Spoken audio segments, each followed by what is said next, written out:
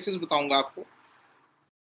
एक रिसेंटली हाल ही में जब लास्ट ईयर ब्राजील गया मैं, तो वहां पे एक लड़की थी, अराउंड 6-7 साल की रही होगी। She was having this problem of seasonal allergies, food allergies, काफी तरह की एलर्जीज थी उसको।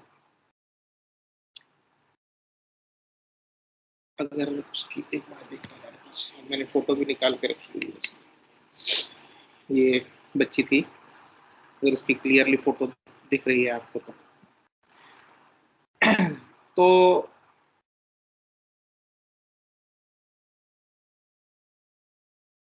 बड़ी पर्टिकुलर हर चीज को लेके। दो तीन चीजें जो इसकी बड़ी मार्क्ड थी, एक इसकी सेंस ऑफ ड्रेसिंग। अगर अभी भी आप देखोगे तो उसकी मदर ने बताया कि जो भी इसने पहनना है, जैसे भी पहनना है, कोई मैचिंग करनी, कुछ भी करना है, वो इसने अपने हिसाब से करना है।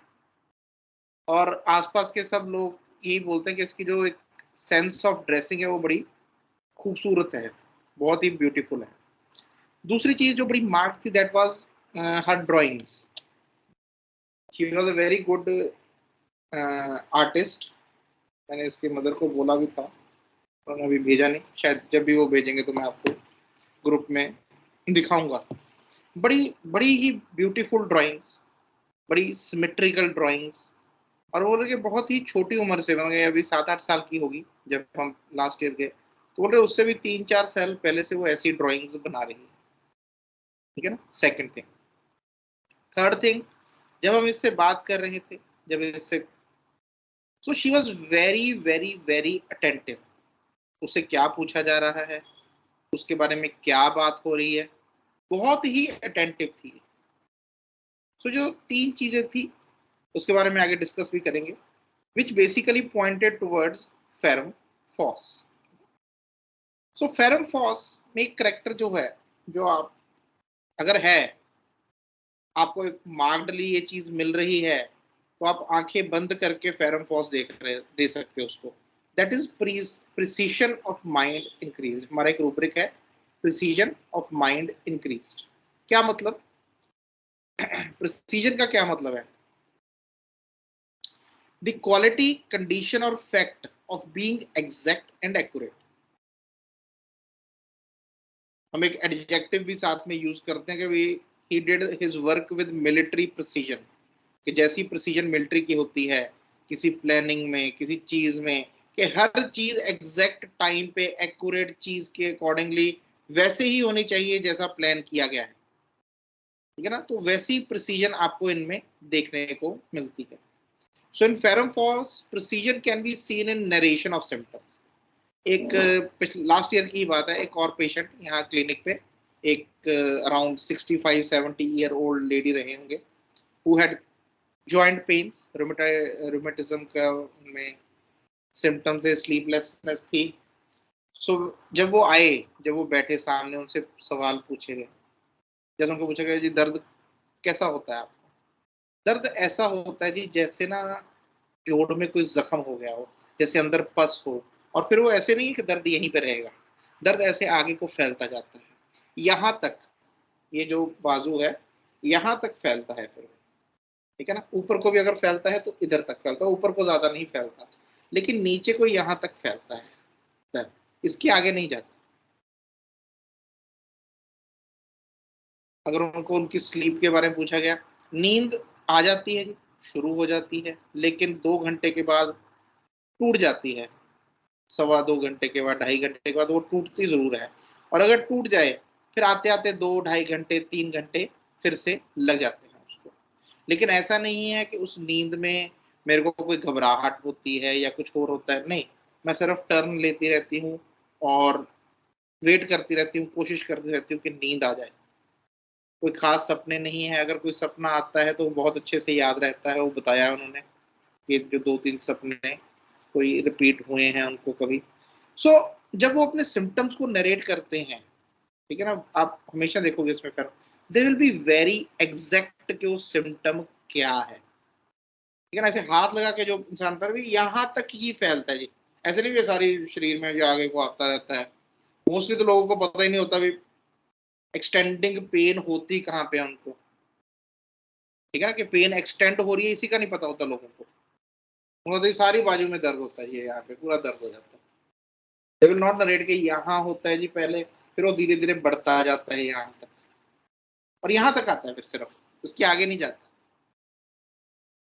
ठीक है। सो इन डिस्क्राइबिंग समथिंग, वो कहीं गए, उन्होंने कुछ देखा, कोई बाहर घूमने गए, किसी की शादी में गए, उन्होंने जो जो देखा, बच्चे they will precisely tell you everything in their narration, वाक्य बात एक एक चीज के बारे में। ठीक है।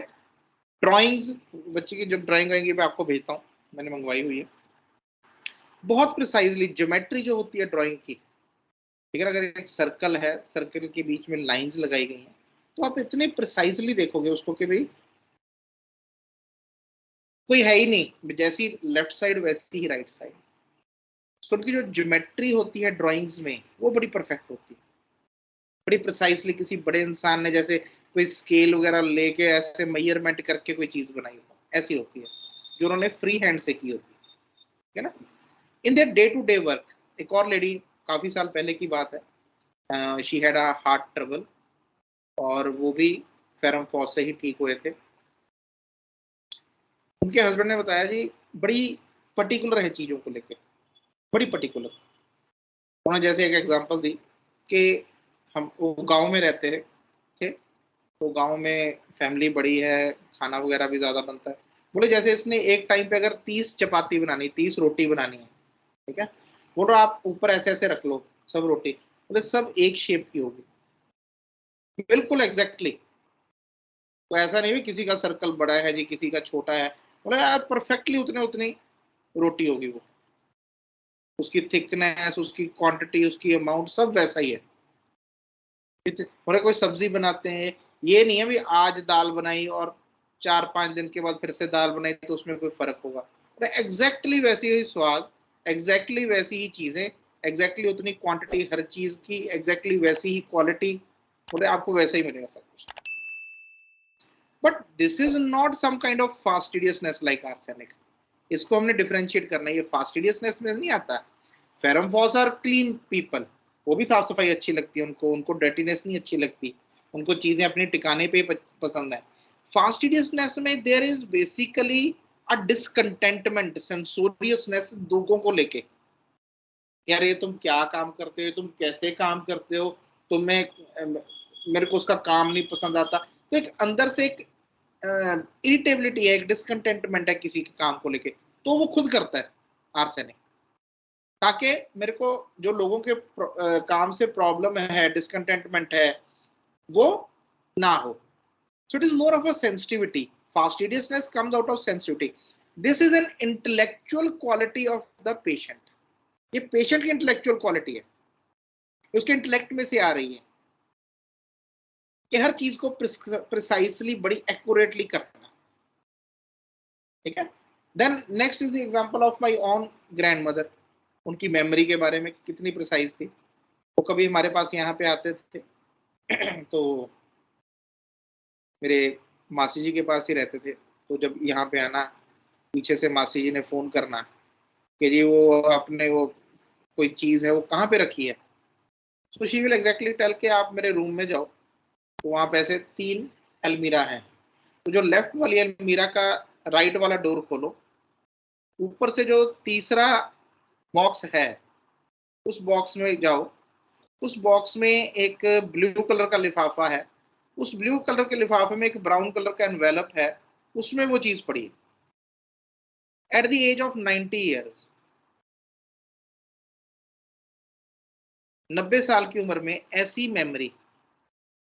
उन्होंने एक बार पूछा जी मैंने शादी में जाना है, तो वो जो 6 साल पहले मासी ने पूछा वो सूट सिलवाया था मैंने, वो किधर रखा आपने, बोला कि मेरे बेड में जाओ और रूम में जाओ, वहां पे जो मेरा बेड है उसके जो लेफ्ट साइड का ऊपर वाला बॉक्स है उसको खोलो, तो आपको नीचे से सेकंड नंबर पे जो लेयर है उसमें एक लाल कलर का लिफाफा है, बड़े वाला, उसमें टोटल 4 सूट पड़े होंगे, तो जो दूसरे नंबर पे सूट लगा हुआ है वो आपका। तो so much precision of memory, किसी चीज को एक्सप्लेन करने में, चीज को मेमोराइज रखने में, you will see an exact precision. ऐसे नहीं भी मेरे वो वाले बेड में देख लो वहां पे कहीं पड़ा होगा, या एक लाल लिफाफा है कहीं बेड में, वो आपको देखना पड़ेगा कि कहाँ पे रखा मैंने। ऐसे नहीं है। अगर हमें याद है तो मेमोरी इज गुड। ठीक है, फॉर एग्जाम्पल मुझे याद है कि मैंने वो चीज अराउंड यहाँ पे रखी थी यार, मैंने अलमीरा में ही रखी थी कहीं पे। ठीक है ना, but then there is precision in finding and telling. बता रहे हैं, कहीं दूर बैठ के हम बता रहे हैं किसी इंसान को प्रिसाइसली कि भाई कहाँ पे है चीज। ठीक है, सो ये अगर आपको ऐसी चीज मिलती है, this is a very strong symptom for prescription of ferrum phos. Again, don't go for just active memory, this is not just active memory. और ये सिर्फ मेमोरी का पार्ट नहीं है, एक जनरल इंटेलेक्ट में प्रिसीजन होती है उनके। ठीक है ना, काम करने में, डे टू डे वर्क है, कोई चीज समझा रहे हैं, कोई चीज बयान कर रहे हैं, कोई चीज बता रहे हैं, उसमें प्रिसीजन।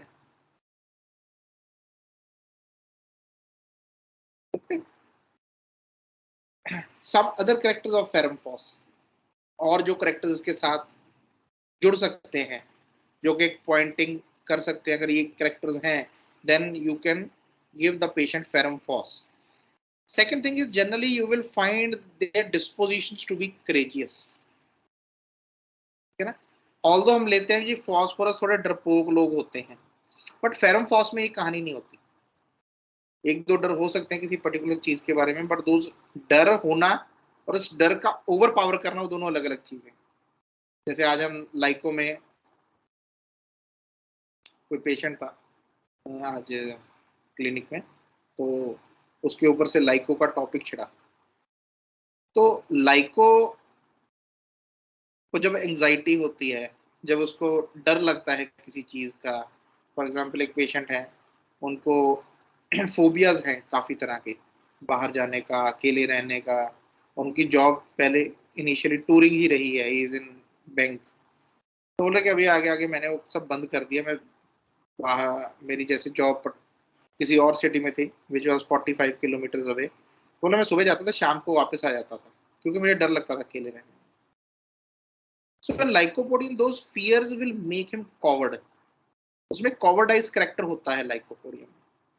ठीक है ना, वो डरपोक इंसान है लाइकोपोडियम, डर उसमें भी है, वो भी ओवर पावर करने की कोशिश करता है डर को, लेकिन उसके एक अलग तरीका है ओवर पावर करने का। वो एक ऐसी सर्वाइवल स्किल्स अडॉप्ट कर लेता है कि वो डर से बच के रहे। जैसे घर पे आ जाना, मैं तो घर पे आ जाया करूंगा, मैं तो अप डाउन करूंगा, मेरे को नहीं वहां पे रहना, मेरे को नहीं फालतू का खर्चा करना, whatever the reason, whatever एक मैनिपुलेशन वो करे, लेकिन वो अपना डर को ओवर इम्पैक्ट जो है डर का उसको ठीक करने के लिए वो कोई ना कोई ऐसे चीज अपने लाइफ में इंट्रोड्यूस कर लेता है।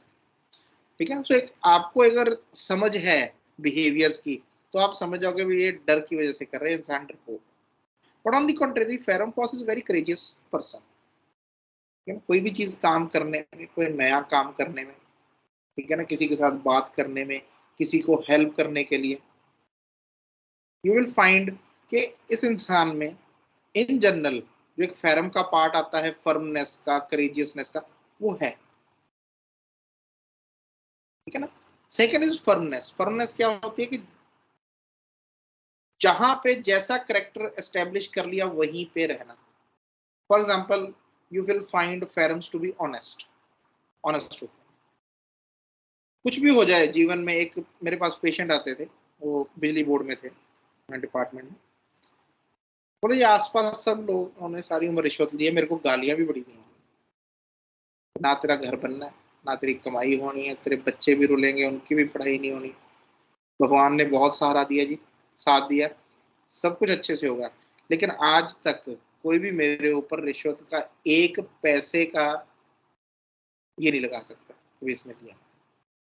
और मैं बोला कि मैं उस डिपार्टमेंट में काम करता था जो सबसे भ्रष्ट डिपार्टमेंट है हमारे उसमें पूरे डिपार्ट कारपोरेशन। और उन्हें आसपास वाले लेते और मेरे से इसीलिए उनकी गुस्सा रहता था कि ये नहीं लेता। और मैंने शिकायत भी नहीं की कभी किसी की, ये नहीं मैं किसी को जाकर तंग करना है, शिकायत करना नहीं, लेकिन मैं अपनी बात पे फर्म था कि मैंने नहीं करना है। बहुत मुश्किलें आई, बहुत कुछ हुआ, लोग गलत काम के लिए बहाना दे देते हैं, ये हमारा जीवन ही ऐसा था, करना पड़ा। Ferrum phos is very firm on the part of characters, जिसका करेक्टर है, जो उसने काम करना है, और वो जो काम कर रहा है उसके अपने बिलीफ के ऊपर बड़ी फर्मनेस होती है उसकी, ठीक है ना। उसका बिलीफ कोई ऐसे डोलने वाला नहीं होता। अगर उसको अपने आप के ऊपर कॉन्फिडेंस है, अपने काम के ऊपर कॉन्फिडेंस है, तो कोई भी उसको क्रिटिसाइज करके ये करके डोलेगा नहीं। वो, उसको पता मैं ठीक हूं। They are very firm in that way, ठीक है ना। सो इजीली डोलने वाला इंसान नहीं होता फेरम फॉस, ये हमेशा याद रखना, ठीक है ना। अगर कोई आपको इसके उल्ट मिल रहा है पेशेंट, चाहे वो फेरम फॉस के फिजिकल्स आपको मिल रहे हैं, एक दो और चीजें मिल रही हैं, लेकिन आपको दिख रहा है कि नहीं यार, थोड़ा डरपोक सा इंसान है, डोल भी जाता है जल्दी, ठीक है ना, इसके बिलीफ, सोचता कुछ है करता कुछ है, ऐसे लोग नहीं होते फेरम। इनटॉलरेंस टू हिंड्रेंस, एक बहुत बड़ी सेंसिटिविटी होती है फेरम फॉल्स की, कि कोई हिंड्रेंस ना आए मेरे काम में, रुकावट ना बने फालतू की।